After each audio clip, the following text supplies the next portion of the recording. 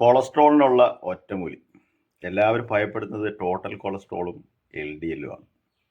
യഥാർത്ഥത്തിൽ ഏറ്റവും കൂടുതൽ ഭയപ്പെടേണ്ടത് ട്രൈഗ്ലിസറൈഡാണ്. അതാരും പരിശോധിക്കാറുമില്ല. എപ്പോഴും നമ്മുടെ ഡോക്ടർമാർ നിർദ്ദേശിക്കുന്നത് ഇനി നമ്മുടെ സ്വന്തം ഇഷ്ടപ്രകാരവും നടത്തുന്ന പരിശോധന പലരും ടോട്ടൽ കൊളസ്ട്രോൾ മാത്രമാണ്. ടോട്ടൽ കൊളസ്ട്രോളിൻ്റെ യഥാർത്ഥത്തിൽ ഭയപ്പെടേണ്ട കാര്യമില്ല. 300-350 ആയിരുന്നു ഒരു കാലഘട്ടത്തിൽ റേഞ്ച്. അത് സ്റ്റാറ്റിൻ കഴിപ്പിക്കാൻ വേണ്ടി ബോധപൂർവം പറഞ്ഞ് പ്രചരിപ്പിച്ച് ടോട്ടൽ കൊളസ്ട്രോൾ പരിശോധന കാര്യമായിട്ട് നടത്തി ആൾക്കാരെ ഭയപ്പെടുത്തി. അങ്ങനെ നമ്മൾ കൊഴുപ്പുകളൊക്കെ ഒഴിവാക്കി. നാച്ചുറലായിട്ടുള്ള കൊഴുപ്പുകൾ, ഇതുപോലുള്ള മൃഗക്കൊഴുപ്പും അല്ലെങ്കിൽ ബട്ടർ, നെയ്യ്, ഇതൊക്കെ ഒഴിവാക്കി. അങ്ങനെ കൊളസ്ട്രോൾ കൂടി. കൊളസ്ട്രോൾ അല്ല യഥാർത്ഥത്തിൽ കൂടിയ ട്രൈഗ്ലിസറൈഡ്.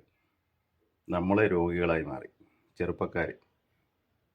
അത് ഒരു രോഗമായിട്ട് മാത്രം കാണണ്ട. പ്രമേഹ രോഗികളായി, ഭാരം കൂടിയ ആൾക്കാരായി.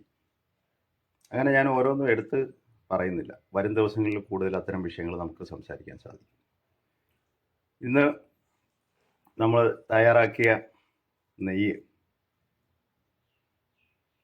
ചൂടാറുമ്പോൾ ഒരു പാത്രത്തിലേക്ക് മാറ്റാം. ഇതെങ്ങനെ തയ്യാറാക്കുന്നു എന്നുള്ളത് പൂർണ്ണമായിട്ടും മനസ്സിലാക്കാൻ വീഡിയോ തുടർന്ന് കാണുക. ഇത്തരം ആരോഗ്യകരമായ വിഷയങ്ങളിലുള്ള വീഡിയോയ്ക്കായി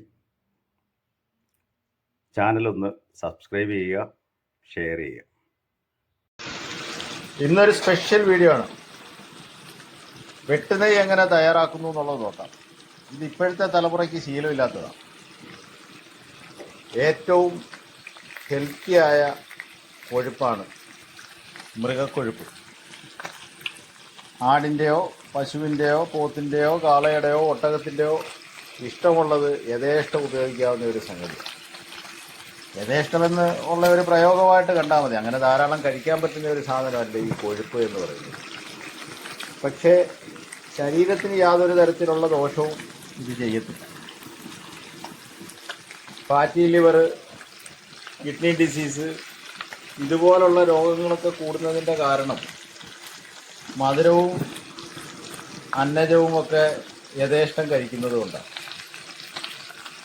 പണ്ട് കൊളസ്ട്രോളിനെ പറഞ്ഞ് പേടിപ്പിച്ച് കൊഴുപ്പ് എല്ലാവരും ഒഴിവാക്കി. എന്നിട്ട് ഡാൽഡയും പാം ഓയിലും ഒക്കെ വാങ്ങിച്ച് ഉപയോഗിക്കാൻ തുടങ്ങി. ധൈര്യമായിട്ട് ഇത്തരത്തിലുള്ള കൊഴുപ്പുകൾ വാങ്ങിച്ച് നിങ്ങൾ ഉരുക്കി കഴിച്ചു. നമുക്കിത് മരുന്നാണ്. മൊത്തത്തിലൊരു 15 മിനിറ്റോളം ആയിട്ടുണ്ട്. ഉരുകി നെയ്യൊക്കെ ഇറങ്ങി. എന്നാലും കുറച്ച് സമയം കൂടെ എടുക്കും കംപ്ലീറ്റ് ആവാൻ. ഇപ്പം സാധനം ഏറെക്കുറെ റെഡിയായ അവസ്ഥയിലാവും. നമുക്ക് കുറച്ച് സമയത്തിനകത്ത് ചൂടാറിയതിന് ശേഷം മറ്റൊരു പാത്രത്തിലേക്ക് മാറാം. ചൂട് നന്നായിട്ട് ആറിയതിന് ശേഷം ഒരു ഗ്ലാസ് പാത്രത്തിലായിരിക്കണം സൂക്ഷിച്ചു. അപ്പം നെയ്യ് മുഴുവനായിട്ടും ഉരുകി കഴിഞ്ഞു.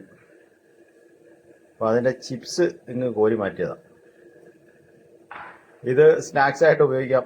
കീറ്റോ കാർണിവർ ഡയറ്റൊക്കെ ഫോളോ ചെയ്യുന്ന ആൾക്കാർക്ക് ആവശ്യമുള്ള എരിവും ഉള്ളിയൊക്കെ ചേർത്താൽ അത്യാവശ്യം രുചിയായിട്ട് കഴിക്കാം ഇടവേളകളിലൊക്കെ.